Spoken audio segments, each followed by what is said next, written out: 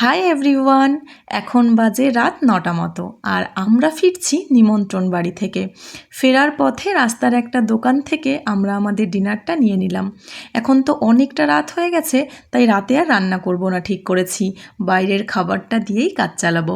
সোসাইটিতে ঢুকতেই এই সুন্দর লাইটিংটা দেখতে পেলাম, গানও বাজছে, কারো একটা বিয়ে হচ্ছে মনে হয়। গুটি গুটি পায়ে ঘরে ফিরছিলাম, এরই মধ্যে মাথার ওপর দিয়ে হুশ করে একটা প্লেন উড়ে গেল। আর এখন আমরা ঘরেও চলে এসেছি। সবার আগে আমি এই শাড়িটা চেঞ্জ করি, আর পারছি না বাবা, এবার নিজের কমফোর্ট জোনে ফিরে আসি। চেঞ্জ করে ফ্রেশ হয়ে ডিনার করতে করতে আমাদের প্রায় 10:30 হয়ে গেছিলো, আর তেমন কোনো খিদে আমার এখনও অবধি পাইনি। কি করব, আমি ভাবলাম যে একটা ছোট্ট প্লেটে অল্প করে তুলে নিই। আসলে মিক্সড ফ্রাইড রাইস আর চিলি চিকেন আনা হয়েছিল। এইসব না হয়ে অন্য কোনো নর্মাল খাবার থাকলে আমি এটুকুও খেতাম না। ভালো খাবার দাবার দেখলেই তো খিদে পেয়ে যায় আমার, বুঝলে। অনেক কষ্ট হয়ে গেছে আজকে, একদম দেরি করব না, তাই সকাল সকাল মানে একটু আগে আগে ঘুমিয়ে পড়ব।